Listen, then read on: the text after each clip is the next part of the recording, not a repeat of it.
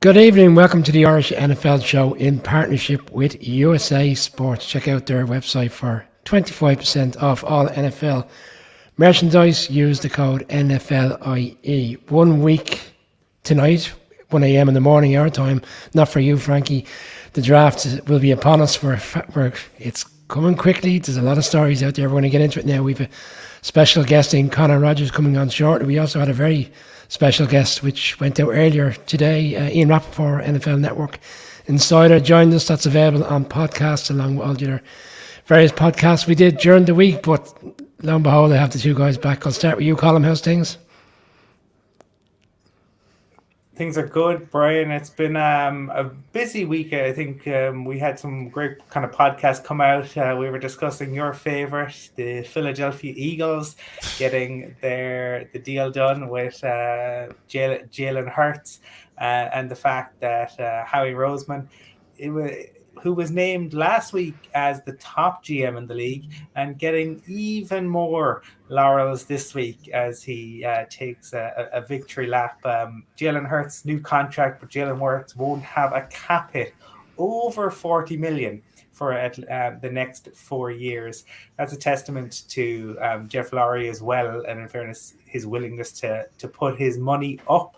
But it is interesting to see that, and it is another dimension in terms of how the cap works and what you can do with signing bonuses. And we had the Liam, who is originally from Dublin but now living over in England. He was on to chat about that, and I know you listened with great interest, Brian. Sorry, I am going to bring you in now, Frankie. Who named Howie Roseman as the GM of the league? Greg Rosenthal he did. Ah, He talked to other execs around the league, and the did consensus he? was that Howie is the best in the business. He also said that George Payton was bottom of that list, by the way. Gregory needs to focus on his picks for next season, because judging by what we saw from him on the NFL website, week in, week out last season, they weren't very good. In particular on the Giants, I think he only got 5 games right over the course of the season. Frankie, you're on the other side of the world. Welcome in. How's things with you?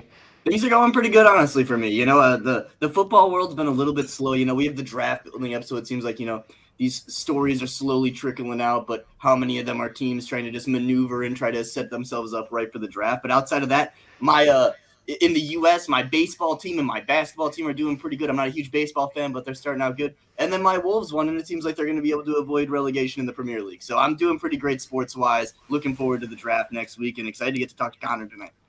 Yeah, busy time in the States with all these various different playoffs, but it's kind of taken down its own a bit compared to the NFL, because if you lose in the NFL in the playoffs, you're out, as opposed to these 7 games and best of 5 games. You're right, Connor Rodgers will be on shortly from NBC Sports, very draft orientated. His coverage of the draft is excellent in terms of scouting players, so I think we'll hold fire on the draft talk till he comes on. Kick off with, and I'm going to go to you, Colin, first, because Trey Lance was a player when we did our draft show 2 years ago, and he was selected as Trey. You were very keen on him. I think you still are.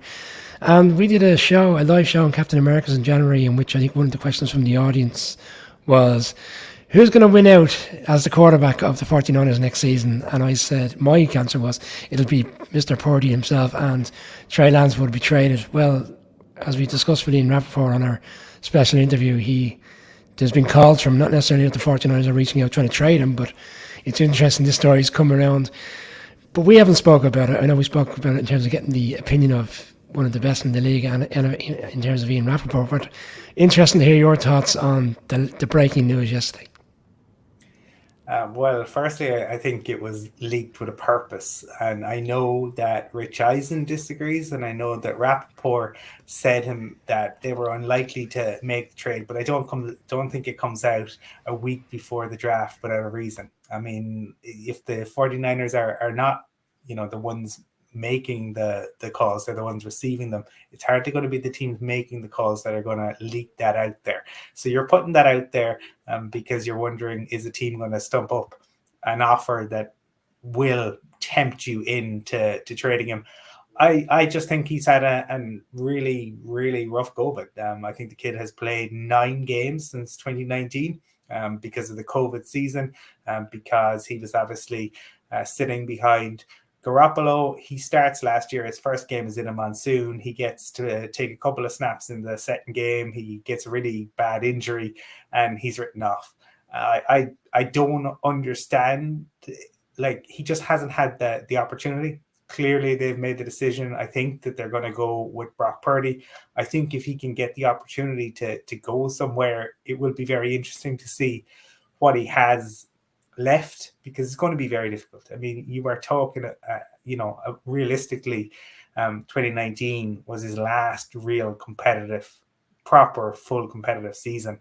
That's an awfully long time. We were talking about players who missed one season. Well, you're talking about a guy who hasn't had a full one in three. There is phenomenal talent there, but it's going to take the right coach and the right setting for Trey Lance to really shine. Frankie, any admiration for the Niners if they do make the trade, in the sense that some teams, when they give so much to get a player, in the draft, that they just won't. They're not willing to write it off and move on, and just declare that it just hasn't worked out. But if it is the case that they move him, I saw something on social today saying the Niners are giving up a player in which they gave up so much for in the first place to get. It's kind of interesting because on one hand, yes, obviously you feel a little bad for them, but on the other hand, this is a team that's received great success and seems like it's going to kind of continue on this track record of great success. And I think it's probably one of those things where they just kind of recognize, like, we are going to have to take a somewhat step back if we're going to take the time to develop Trey Lance to the point where we feel comfortable with him being a starter. They think that they have guys in the building that can kind of play better at the moment right now. And if you're able to kind of recoup some of the capital that they gave up in that trade to a team that still kind of sees the future in Trey Lance, I think it's kind of a good decision. I mean, it really does show the value in, like, moving on from guys before their expiration date is up, if you will. Like, I think there are going to be teams out there that still kind of say, hey, Trey Lance was only 2 years ago and we had him as, however high QB on our board. So we would have been comfortable taking in the top 10. If this is a situation where, you still have an offensive coordinator that's been around for the last 2 years on one of these other teams or something like that, or a coach that's been around for 2 years, and they say, hey, why not give up, a day 2 pick to try to get this guy? I think it's a smart move kind of on all sides, and I'd be very excited to see what could happen with it because, like Colin, I was a massive fan of Trey Lance coming out. I thought he was a very exciting player with a very high ceiling. Colin, obvious candidates before we wrap up on this. Texans, D'Amico Ryans would obviously have a bit of a relationship with him from their time together. And the Titans GM, and that's why I suppose that was the obvious one, and it's been viewed as the most likely outcome, bearing in mind he's moved over from the Niners and he would have been a part of the front office that, agreed on the selection at the time. Are they the obvious ones? Do you see anywhere else? I know the Vikings have actually been put out there as a potential, but from Pro Football Talk as well. It doesn't seem to be one that I would think. I think the AFC South may be the most likely destination. Well, I think if you're bringing Lance in, I think what you need to do is you need to start him, right? Like, to me, like, his rookie year, he should have started. I mean, I've talked about that, and that's my belief with all QBs, but I thought particularly for Trey Lance because he had played so little.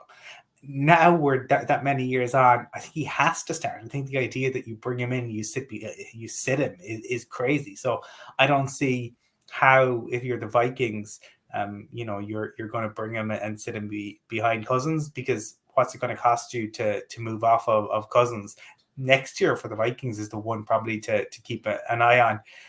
The other two that you mentioned, they're the ones to keep an eye on.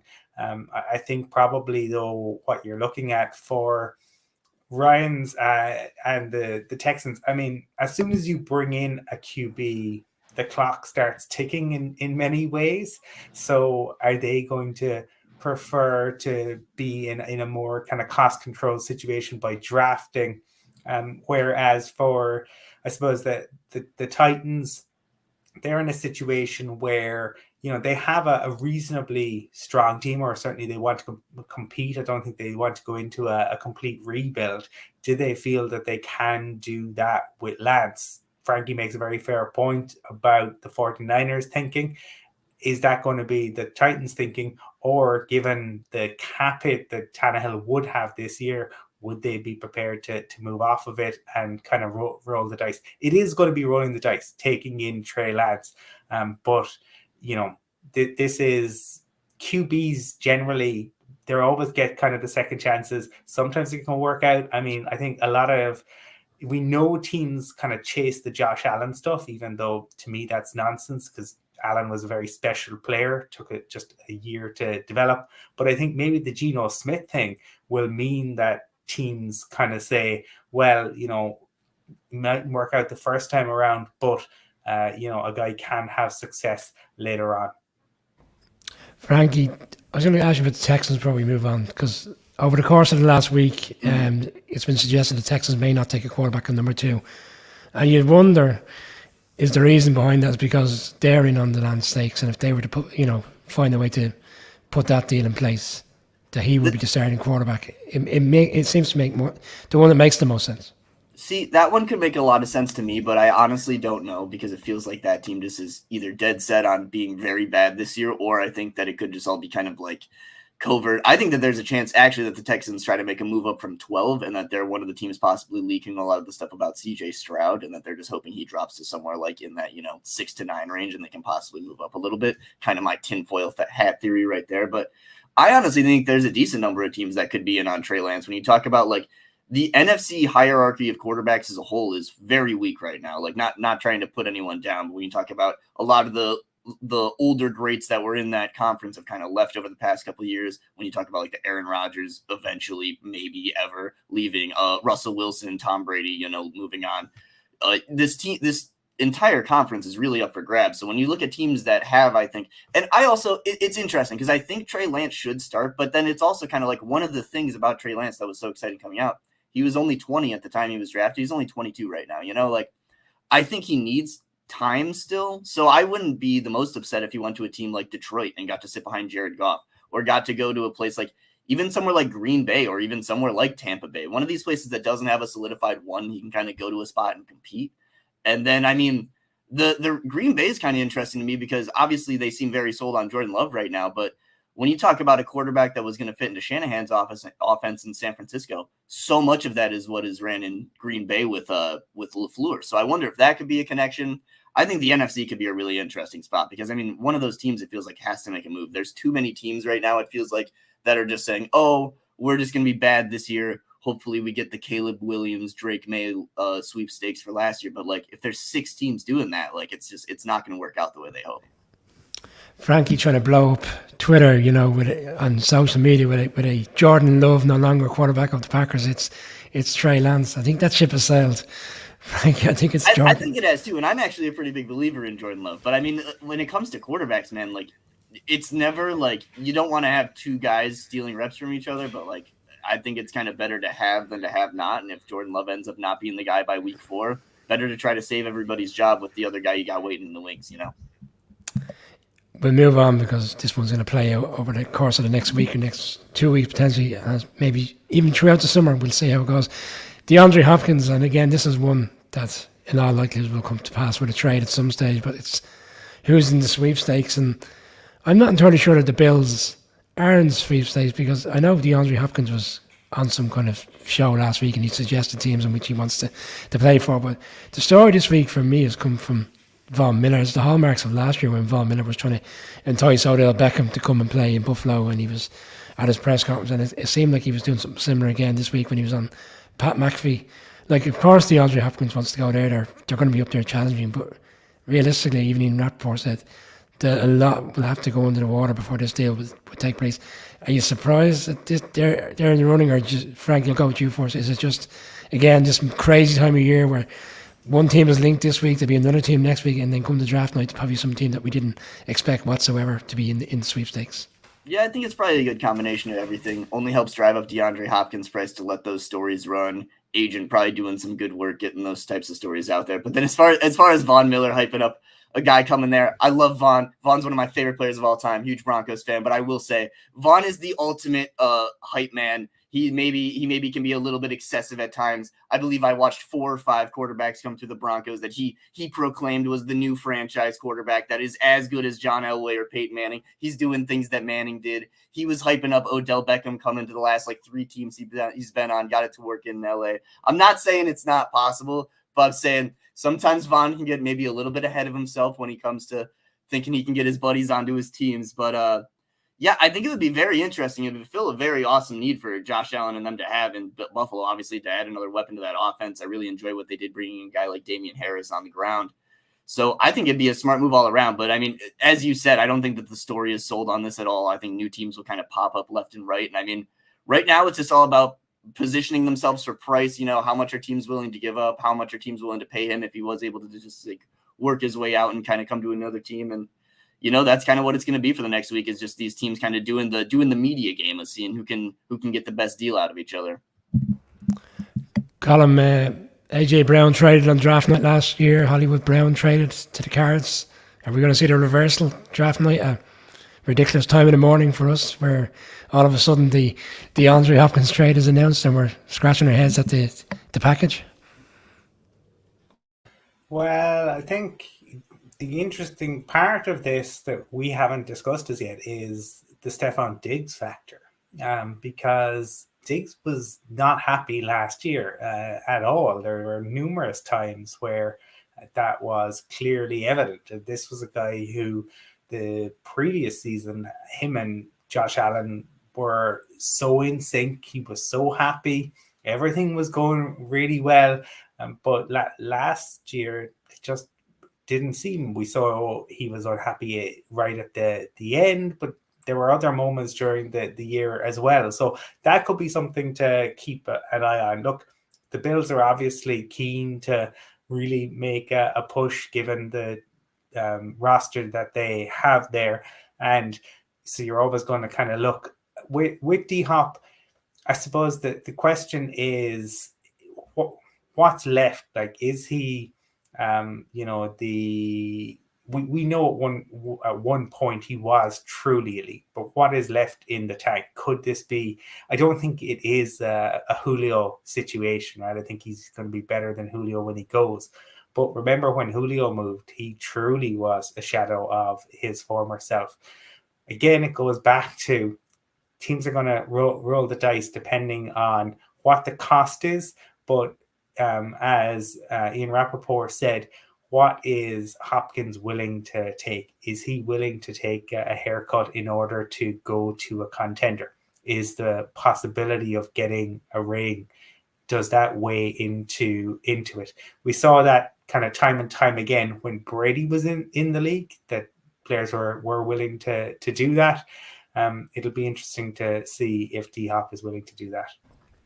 Frankie, do you I'll just double down on what Colin has said there. Like Stephon Diggs, Colin touched on the fact that he wasn't overjoyed at times last year. I can reflect on 2 games. Obviously, the one at the end of the season, he was very argumentative on the sideline to Josh Allen. Then I think it was Thanksgiving Day against the Lions in the early game. He was a bit disappointed with the amount of activity in terms of the snaps and the ball being directed in where he was on the field. What's the expectation for DeAndre Hopkins if he goes there? Because Stephon Diggs will see himself as the number one, and is it D-Hop going there because he feels he can win a ring, as opposed to recognising he won't be in the game as much as other players on the field?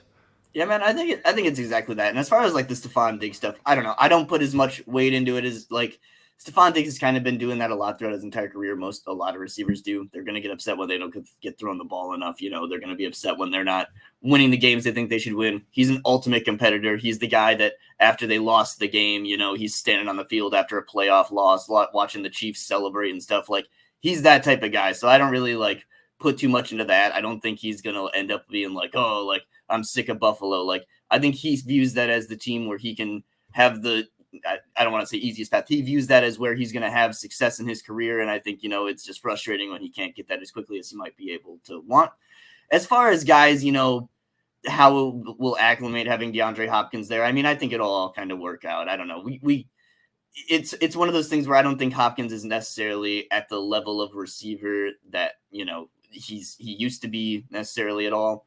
So I think, you know, it's not at all, but, you know, I think it's one of those things where I think they can coexist. I don't think they're going to be taking away, you know, too many targets from each other. I think it really only helps that offense. And, you know, it's just one of those things where it's just like, it's just adding another star to the roster.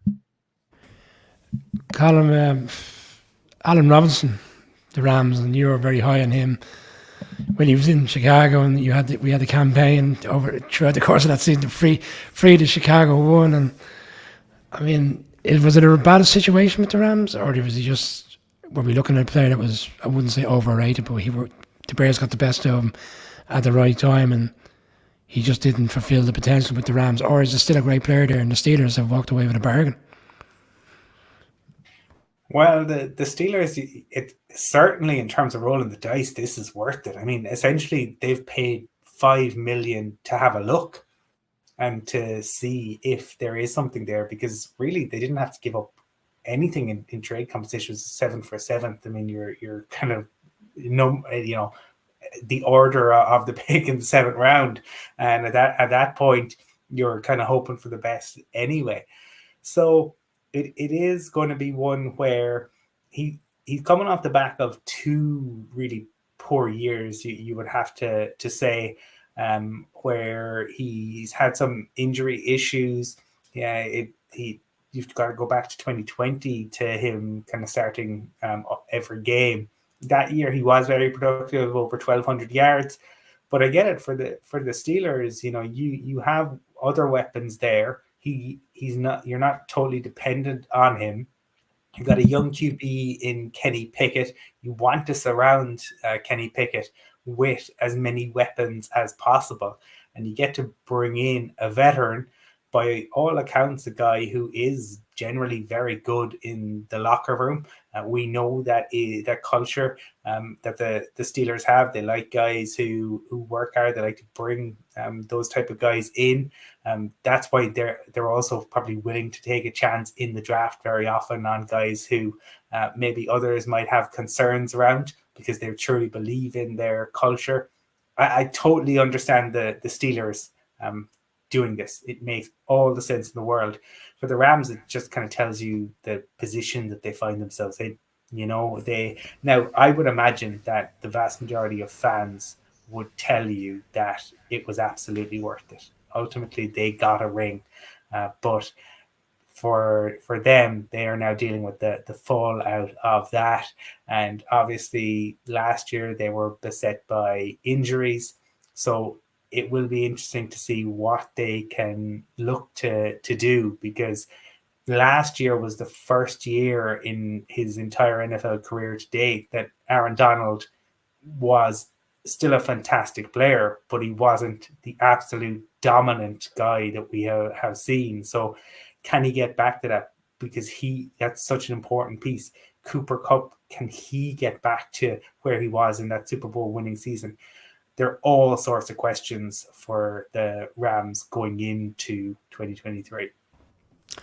Frankie, I'll throw a different slant on this one to you. Like, the Bucs didn't have the best of seasons last year. They made the playoffs because of a poor NFC South, and we knew from a very early stage that really, once they made the playoffs, they were going to go out very quickly. And they were not too long either removed from winning the Super Bowl, and they kind of went down the same model as the Rams, which is build now, win the Super Bowl, we'll deal with the rest as it comes. And Ian Rappaport on the interview, which went out early today, kind of suggested teams may consider not recognising this approach and think going down this road again. It's more like, let's just do an Eagles in many ways. But you think that's the way teams will consider this, or do you still think there'll be teams out there that will go all in and try to fulfil the opportunity to go to a Super Bowl?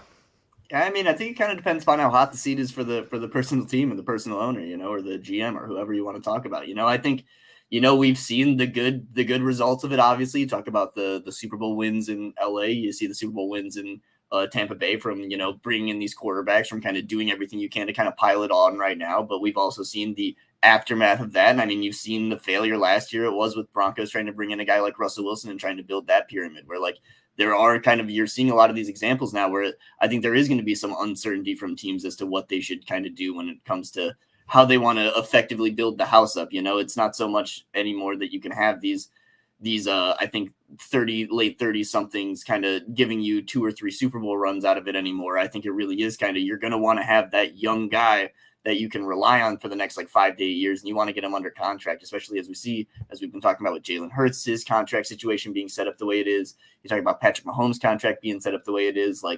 It's going to get, as scary as it sounds, almost easier and easier for these teams that have these superstar long-term options at QB to have these advantages over these teams that are trying to build through the veterans, because they're just going to have these contracts that get better and better as the market gets bigger and bigger, So that I think is a big part of it as well. And then as far as the Allen Robinson thing, I just wanted to say I think that's an awesome move for the Steelers. When you talk about you want to get your rookie quarterback as many guys so you can see what you have in him. You want to see that year 2 jump out of Kenny Pickett. He had actually a pretty impressive year 1, but I want to see, how he can take that step forward. That's kind of, I think, the big factor you see out of these QBs nowadays is, do they take that step forward in year 2? Do they become that true starter, that true guy you can rely on, cut down on a lot of the mistakes? You see the game, not so much slowed down on them as, they just end up picking it up a lot better. And that'll be kind of the goal. And you want to get as many kind of shots at the dartboard, shots at the lottery number as you can. And I think the best way you can do that is bring in a guy like Allen Robinson, proven target, who we can kind of work with throughout the offseason and throughout the entire season. I think that's a wrap up of all the key news this week, because our guest has arrived just in time, Connor Rodgers. We've held back all the draft questions for Connor, so we'll bring him in. Connor, it's great to have you from NBC Sports. I think this is your third or fourth time on the Irish NFL show. You're very welcome back. Oh, well, thank you, guys. Love to be here. Great to see you guys. Hope all is well. And I know we're going to have a lot of exciting NFL draft to talk today. We do, but before we get into that, we just want to offer our congratulations on behalf of the Irish NFL show on your recent news that you got engaged. Congratulations. Thank you, fellas. Thank you. I really, really appreciate that.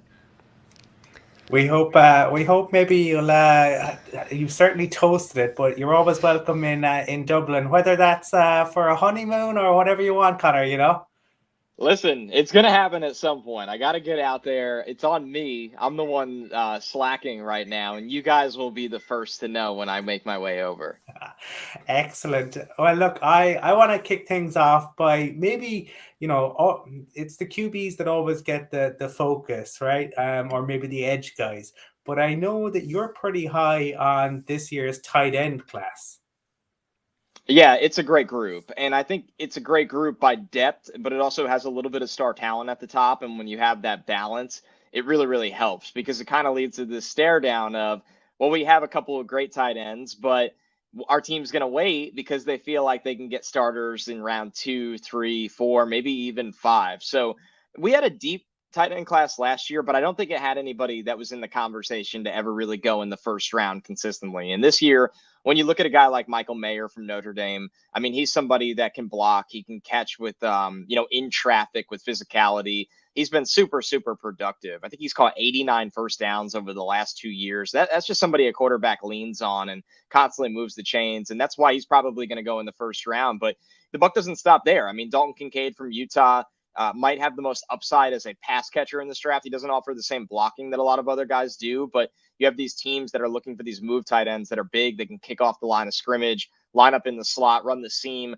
They're bigger than defensive backs. They're faster than linebackers. Kincaid kind of fits that mold. And finally, the last guy that has at least a shot to go in the first round is Darnell Washington from Georgia with the big number 0. I mean, this guy's a freak, right? He looks like an extra offensive tackle. The guy loves to block. He lives to block. But I think there's a lot of untapped potential as a receiving tight end. If he didn't play with Brock Bowers, the best tight end in college football, you kind of wonder where the production would be. And when you do look at the targets, you look at the NFL Combine workout, the guy is a natural at catching the ball. And what he can do after the catch is dangerous because of that big frame, the leaping ability as well. So those are the big 3 at this class, but it's a lot deeper than that.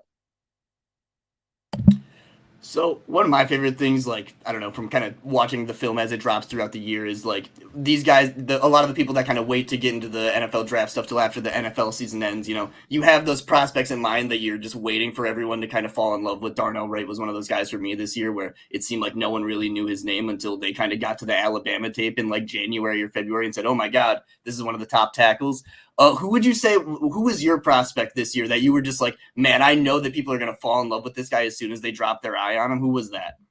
It was Devin Witherspoon from Illinois. It's one of those situations where you look at it. He got the Senior Bowl invite, so he was on the radar. Maybe he'd pop up in the late 20s of a mock draft here or there, but he was kind of an afterthought in this corner class behind the names like Keely Ringo and Cam Smith and Joey Porter Jr. and Christian Gonzalez. And then when you really dive into the tape, you really dive into the numbers, and you just look at what Witherspoon was able to do this year. I mean, it was very, very unique. You're talking about a player that allowed 22 catches on 63 catchable targets. Only 6 went for first downs. He had 3 picks. He forced another 18 incompletions, 25.0 passer rating when targeted on 400 coverage snaps. This tape is as good as anybody's in the draft. It's not just, is he the best corner? Is he one of the top, players that deserves to go in the top 10? You put him up there in terms of just his tape in 2022. It's arguably as good as Jalen Carter's and Will Anderson's and Bryce Young's and Bijan Robinson's. And I'm not saying Witherspoon is necessarily better than those guys, but it's just amazing what he was able to do this year. You love kind of the bark he brings to the back end of a secondary. He's 185, but the way he hits, the way he talks trash, that attitude is infectious. It galvanizes a group. So I kind of knew, I think I landed on him as the cornerback one, maybe early to mid-January, I want to say. And then you kind of sit there and you go, man, when we get through February and people dive into tape, or we get to the combine, and he had the hamstring around the combine. So it actually wasn't even then. But when the national media really jumped into his film in March and went, who is this guy? It's an exciting feeling. Heck yeah.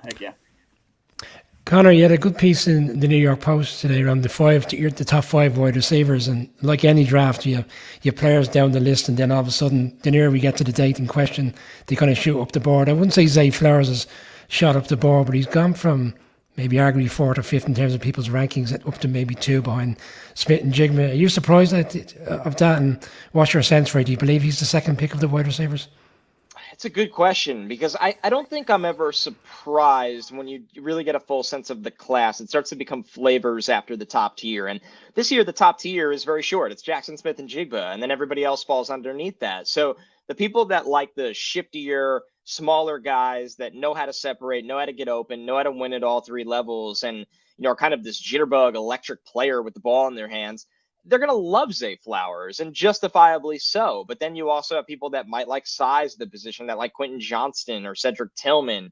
And then, of course, you have somebody with just the polish that Jordan Addison has. So he's fascinating to me, because when you look at the track record of smaller wide receivers drafted in round 1, it's not a consistent theme. You just don't really see these undersized players that, I know Zay played inside and outside at the college level, but he's going to be a slot receiver at the NFL level. And traditionally, those guys aren't prioritized as first-round picks very, very often. But I think because of how thin the top of this wide receiver class is, he's got a chance. Now, for me, that's a little rich. I like Zay Flowers. I think he'll be a high-end number 3 with the ceiling of a number 2 at the next level. He's wide receiver 5 for me. I just think he's a little limited at that size. I thought there was a lot of focus drops on tape for somebody that you'd like to see that catch rate or drop rate be a little bit lower. He's a really, really good player, but just not the typical profile of a first-round wide receiver for me. And I guess I would be a little surprised if he goes there, but it goes back to the lack of top talent in this wide receiver class that could really push him up the board, and good for Zay.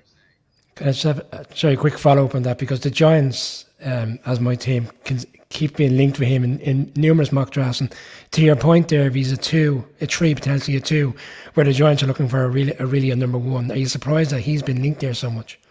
I am, and it hasn't been that way for me. I look at the Giants there, and I fall back to Quentin Johnston because of the size and the profile to play on the outside.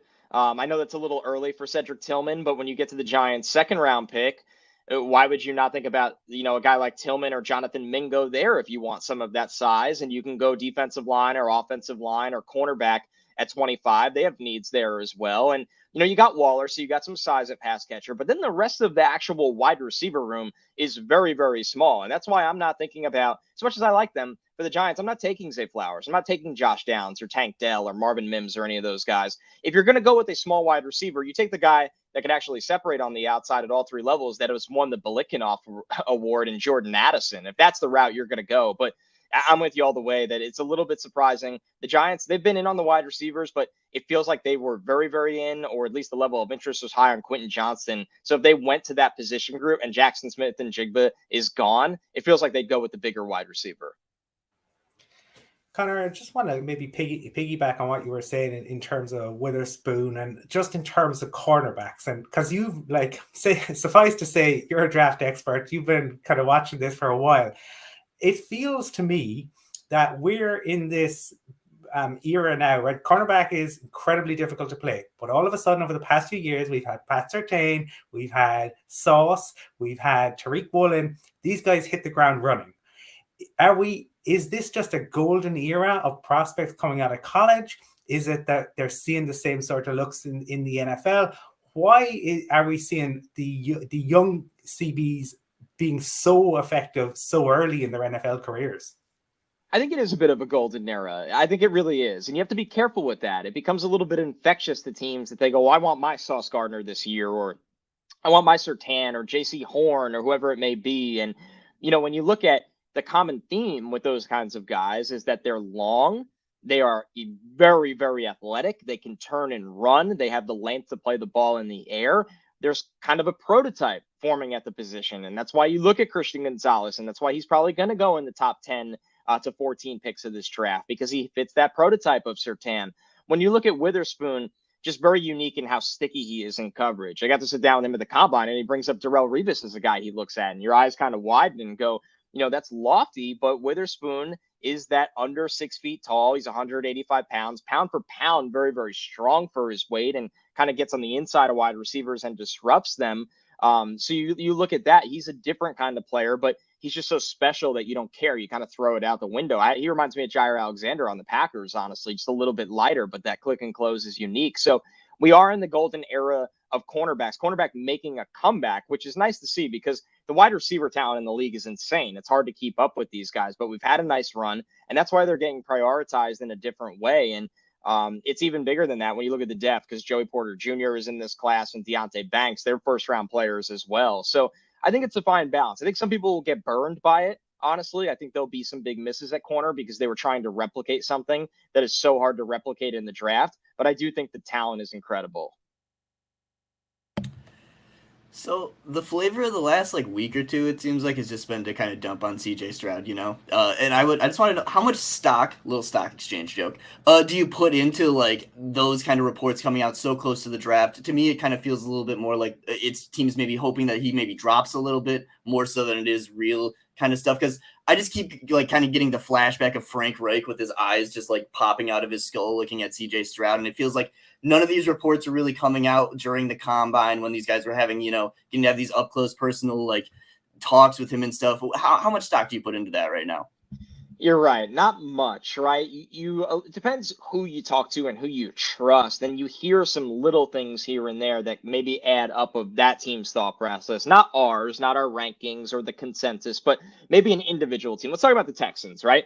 I think the conversation with Stroud has taken on a life of its own because maybe there's a world where D'Amico Ryans is going, it's my first year here. How do I win football games? Well, I'm going to win football games by doing what I do best. That's with defense. That's with pass rush up front. And maybe I don't love the quarterbacks and don't feel the need to have one in year one. I want Tyree Wilson or Will Anderson. If that's D'Amico Ryan's argument, then that's his argument. You hired him to be the head coach, and I would understand that. I'm not saying it is, but it's a little bit different for the timeline for the owner and the GM, right? The owner is probably not too thrilled that fans are showing up to watch Davis Mills every Sunday, or maybe they're not showing up at all. I can't speak to that in Houston. And then you look at Nick Caserio. If he kicks this can down the road again, is he getting the chance to draft his quarterback next year? I don't believe so. I think that would be ludicrous. So that's why things take on a life of their own, where it pivots to, well, now nobody likes CJ Stroud because we thought he was the automatic top 2 pick in the draft, and the Texans might be thinking something else. And then you look at the hype trains, right? All of a sudden, Will Levis is a lock for the top 4. Will Levis 2 weeks ago was falling outside the top 10. So which is it? Probably somewhere in between, to be honest with you. And then you look at Arizona's motivation to get out of pick 3. They'd probably love if the Texans don't take CJ Stroud at 2, because then Arizona actually has some leverage to trade the 3rd overall pick to a team that wants CJ Stroud, because CJ Stroud is a damn good quarterback prospect. So these things take on a life of their own. And notice what we didn't say there, or I didn't say throughout that entire time. Never brought up Anthony Richardson's name. At the NFL Combine, Anthony Richardson looked like the future number 1 overall pick, or was getting that kind of buzz. Now it's gone quiet. I find that a little bit interesting how that's gone quiet lately. So as you get closer and closer to the draft, you need to filter out more and more of what you hear and go back to what you always thought. 100%. Connor, 39 minutes, and that's the first time Anthony Richardson's name came up on this week's show, which is a surprise. But I'm going to jump on to the quarter. Yeah, well, he's been the talk of the town over the past 3 weeks. But Will Levis, as you said, is moving up the board. And there's a lot of Patriots fans in Ireland, and some in a tizzy today because he did his visit to the Patriots, and everybody starts asking, are they really in on him? And myself and Colin had a conversation around. For me, I think Colin agreed at the time, this is about the Patriots kind of doing their own sense check to see where they really value him. If someone wants to jump, say, from 20 odd in the draft up to where the Patriots are in order to get him if he manages to fall to that end of the board. Is that how you see it? It's purely the Patriots doing their homework so they know what their true value is on that player? Yeah, this is how they kind of operate. Honestly, they will dabble. They'll look at the quarterback class. They'll look at all position groups. And, it's interesting. What we know is real or seems very, very apparent is that New England's not sitting there and they're going, well, Mac Jones is our guy as long as we're here, as long as Bill Belichick is still coaching football. They have, and Bill O'Brien has not made that very decisively known. Bill Belichick has not made that decisively known. I think part of it is psychological, right? That they're kind of sending Mac Jones every message possible of sink or swim, right? Like we've had our friction, we've had problems, and we want to see if you can endure that. And if you can't, we will look at other options. One might be in-house and Bailey Zappi, and then there might always be the options of different quarterbacks as well. So it's kind of a fine line to walk where I don't think the Patriots are done with Mac Jones or out on Mac Jones. I think they fully intend to try to get the best version of Mac Jones this year. But I also think there is tactical tough love in play here from New England, and they want to see how he responds. A strategic move. Exactly. From the quarterbacks to the guys who make their lives misery, Connor, I'm interested in your thoughts on this year's edge class. It's a great group, and it's another one that you look at corner and tight end where you go, man, it's got somebody at the top that I love, but then it goes 10 to 12 deep that I feel good about these guys. I mean, Will Anderson, I think, is going to be a really, really good NFL player. I like Tyree Wilson's tools and power and length, and think if you teach that guy 20% more of a pass rush plan, he's going to be a double-digit sack guy. He just falls into sacks because he's so powerful and so long that it doesn't take as much, I don't want to say effort, but maybe skill for him to consistently win. And then it's interesting how the rest of the board goes, right? BJ Ojulari is edge 3 for me. I know he's not going to be drafted that way in this draft. You have the big guys, whether it's Lucas Van Ness, could go top 10, Miles Murphy from Clemson, Keon White from Georgia Tech. Those are your big edges. They can hold up against the run. They rush with power. They're athletic for their size, very uniquely athletic for that size, but kind of a little bit of a ball of clay in terms of the pass rush tools that they bring. With guys like Ojulari and Will McDonald and Nolan Smith, they're more stand-up speed rushers. I could beat you with the ghost move. I can get around you. I'm going to win the corner all the time, still trying to figure out how to counter with an inside move. Won't be for everybody, but at the same time can be a super, super impactful player, all three of them at the next level. So that's what you love about this edge class. It feels like it truly has everything. If you're a team that needs stand-up speed guys, you got multiple options. If you want somebody that can put their hand in the dirt, be a 5-tech, maybe even kick inside on third and longs, they can do that as well. If you want the ball of clay, there's balls of clay. If you want guys that can be rotational rushers from year one and maybe stumble into 5 or 6 sacks, I think those guys exist as well on day 2. So this is a deep pass rush class, and the value of the position is so important in the NFL. Teams are clamoring each year to not be 1, 2, 3 deep at edge. They want a stable of pass rushers on their roster. So I'm sure you've watched far too many games this season. I know I have of, however many prospects. If you had to pick maybe one game that stood out as just like the most enjoyable game you watched, and I don't want to say the best, purely one that just like you kept going, ooh, you kept going, you kept, seeing things that popped out to you. And if you can't name one game, maybe one prospect that just had repetitive games, what would be that game for you this draft season?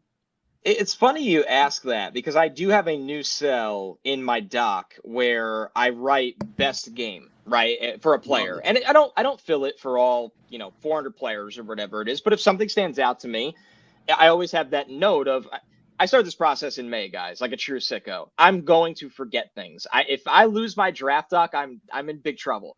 So that best game cell that I've been operating with for, I think, the last 2 years really, really helps. And one that comes to mind as I'm just scrolling rapidly and it all kind of wakes you up, is Nick Herbig against Iowa. I mean, that's one where he just decimated their offensive line. They didn't have an answer for him. I think he had 3 sacks. That's a game that you look at and go, man, this guy, he's a weird player, right? He's perfect a linebacker. Example. Yep. He's not a defensive end. He's a stand-up guy. He wins with the first step. That destroyed Iowa, who's really a north-south kind of bully you in a phone booth team, and Herbig ate them alive. And then you look at the obvious one on offense, Jalen Hyatt destroyed Alabama. And that kind of put Jalen Hyatt on everyone's map as not just a player in this draft class, but a guy that's probably going to go in the top 50 because of how he wins with that vertical speed over the top and tracks the football in the air. So I think it's a really, really good question, because you can do an exercise if you could even finish watching a guy, or you got a couple games and you go, okay, now let me see the best and let me see the worst. And sometimes you walk away and say, man, the worst wasn't that bad. I think a staff can clean those things up. Or the best was fluky. Maybe he had two tipped interceptions that kind of fell into his lap. So it's a really, really good exercise that you should always try to do for the top guys. Yeah. Love that you mentioned Herbig. He's such a weird player, but he's awesome. Connor, 3 years removed from when 4 offensive line went in the top 15, and this year they're saying it's reasonably stacked, but Paris Johnson and Peter Skoronski are really going to set themselves apart from the others. I think Broderick Jones is coming in behind them. Do you see a big drop-off after those two, or do you think it's a reasonably stacked offensive line this year? It's interesting. It is very stacked, and I think we could easily replicate 4 going in the top 15 again. I know a lot of teams are looking at Skoronski and kind of labeling him as maybe a guard only, and you wonder how much does that impact him. He's just too good of a player to fall out of the top 15. He really is. I mean, you look at him and you think all-pro guard. He played center coming out of high school, was a big center recruit. I don't think he's going to play center at the next level, but he's that kind of player that could just do it. And I think he could hold up at tackle, but I think a team in an ideal scenario would draft him as a guard, but he's one of the best players in the draft, so he'll go top 15. Paris has played right guard. He's played left tackle. His long-term home is going to be tackle. The length, I heard his interviews have been phenomenal. Just a guy that will really, really take to coaching and that people would love to get in their offensive line room. Broderick is a gifted player. I'm actually a little surprised that I don't know if it's the general public or what it is, but it seems like things have cooled off on him. Doesn't carry any bad weight. He's got strength. His hands need to be coached up. He plays very, very wide hands that hurts his ability to anchor. He has the strength. It's there. You could see it on rep after rep, but he needs to dial in on the technique a little more. I'll tell you guys the wild card and why I said 4 could go in the top 15 again. I think Darnell Wright could go early. I really, really do. And I think he's only a right tackle, but I don't think teams care. And talk about a high variance player. I had one offensive line coach say to me, he might be Jason Peters level player for you, or that type of talent. He might be a bust in 3 years. And when you look at that, it does make sense, because he's somebody that I thought he played too heavy this year in college. Did a great job getting some weight down for the Senior Bowl, got even more weight down for the Combine. It felt like he was playing, this is a guess, but I thought above 350 or high 340s, low 340s at the Senior Bowl, low 330s at the Combine. That's great for Darnell Wright, because that should help his endurance, which I thought was one of the bigger questions with him when you watch him on tape. I'm like, man, this guy's best reps. He gets Will Anderson and Brian Brzee. He's destroying these guys, but does he have the endurance, and can he lock in enough to give you that on 100% down by down basis? So Darnell Wright's the fascinating one. He can go 9 to the Bears. He can go all the way to 15 at the Patriots, and nobody really knows right now. Do you see, if it is Darnell Wright that is the wild card, do you see people suggesting him as a reach, or do you think people would just recognize things have evolved over the course of the last few months? By nature, it would be for me. I don't have him as a top 25 player in this draft. I thought he really his feet can struggle dealing with speed, like the Will McDonalds of the world. I was 5 feet away from one-on-ones at the Senior Bowl with him, and Wright had some really, really good reps. His power, when he gets his hands on you, you're done. It's over. His ability to really dominate in the run game is really special. But I think speed, you look at him and you go, can you leave him out on an island against the elusive edge rushers in the NFL? And I don't see that right now. And listen, I can't say that. Like Paris Johnson, I could do that with. Broderick Jones, I even can do that with. And Broderick lost a couple times to Ojulari, but at the same time, Broderick won a lot as well. So I think with Wright, it would be a little bit of a reach. But to counter, it's offensive line starting to feel like the quarterback tax, right? I might have a guy at 32, but if a team takes him at 9, I go, that's the price of doing business. If you want an offensive lineman, an edge pass rusher, an elite corner, or a top-end quarterback, it's going to cost you a top 15 pick in the NFL draft these days. Connor, we've talked about this before. Your tweet game is strong, and for anyone who's watching or listening, you got to follow Connor on there. Today, that Draft Theories tweet with the 4 pictures was a work of art. Final one from me, though, because while the Cowboys might be America's team, they have a significant following over here, and we've had some questions come in the comments. Can Jerry help himself? Can he resist Bijan? I think no, but here's the good news, Cowboys fans, and I love Bijan Robinson, so it's hard to really sell it as a bad pick. I don't think they'll have the opportunity. He's not going to be there anymore for the longest time. And you go through the mock drafts and you go, I won't take the running back in the top 20 here, but then you go through in your mind and you look at it and go, 28 Bengals, the Bills, the Cowboys, those three teams on the back end. I mean, it's hard to see those teams being able to control themselves. But then you really go inside and you stack all these players and you go, man, Bijan's a top 5 player in this draft at a position that he could do everything. He could motion out to the slot. He could run outside. He could run inside. He could pass protect. Are all these teams in the top 21, I'll end with the Chargers, going to let that go by and say, you know what, we'll take a guy that we have a second round grade on to play wide receiver or tight end or whatever it may be. I can't see that mold happening where pick after pick might happen once or twice or 3 times, but I think it starts at Chicago at 9, maybe even Atlanta at 8. That's rich for my blood, but Chicago at 9 and the Chargers at 21, somewhere in there, because we got to realize there, and maybe this is where the Cowboys actually can't control themselves. Somebody will move up to get a special player. It happens every single year. The trades that you can't see coming. Maybe somebody will come up from the second round back into round 1 to get him. So I'm sure the Cowboys would love to add a player of his caliber. I just find it unlikely that he falls that far. So then I'm gonna ask kind of a flip side of my first question. We're gonna close it out. Come full circle. That's how we like to do it. So as far as like a prospect, maybe that you hadn't watched their film of, that throughout the draft process just has maybe made themselves the most money. I got a few guys that come to mind, but through like the Senior Shrine Bowl, Combine, maybe pro days interviews, like who's someone that has really gone from maybe an unknown name, maybe one of those small school guys, to like, wow, this is a guy I could truly see going top 75. Yeah, that's a good one as well. I think you try to go inside like the shrine level and down because you have some players.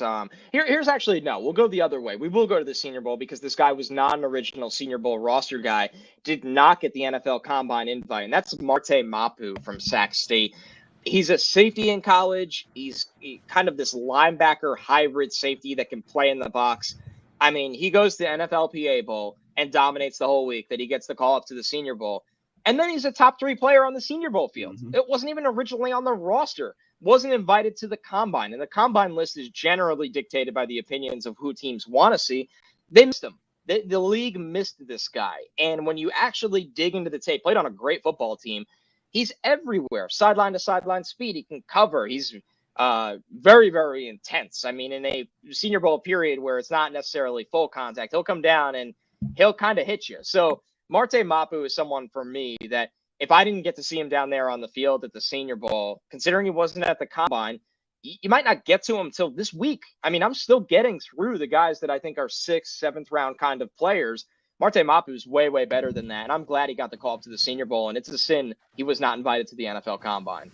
For real. I remember the Senior Bowl rep where he took out like the entire Oklahoma backfield in one hit, and I was like, oh my God, who is this person? I need to watch him. Yeah, I bet, man, truly. Yeah, crazy.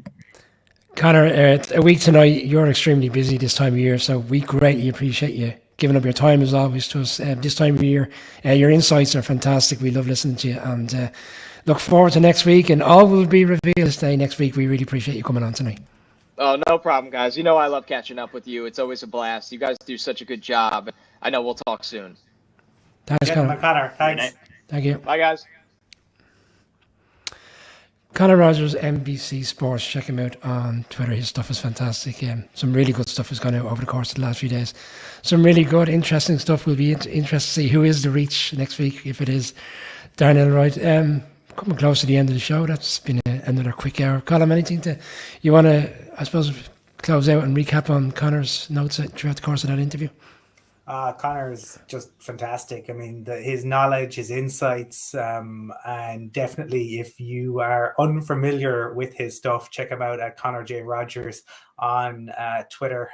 He will, like all of us, no longer have that blue tick beside his name, but it will not lessen the knowledge, the insights that you will get. And for anyone out there who hasn't caught up, because we've had lots of podcasts go out. We talked about the Eagles one earlier. Obviously, the Rappaport one is there. I talked to David Kent earlier in the week. He's a Packers fan. He also plays with the Dublin Rhinos, and and there's a really interesting division shaping up across the spectrum in terms of the domestic game here. So there really is something for everyone on the podcast. And if you are enjoying them, please do rate, review, and subscribe. It makes a real difference in helping people to find us and to spread the word about the show.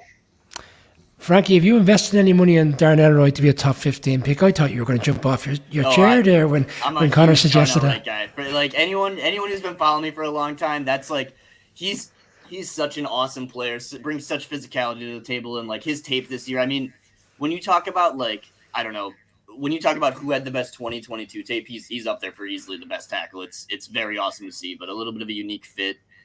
There have been some reports about maybe he's not the best off the field. But I don't know that stuff. I don't know the guy. I'm not coaching him, so I'm not really going to put too much of my own personal weight into that. The tape is awesome. So yeah, I was jumping out of my chair. When he gets picked next week, I'll have to send you a message to see if you're okay. Colin has mentioned the podcast throughout the course of the week. There's more to come over the course of the weekend.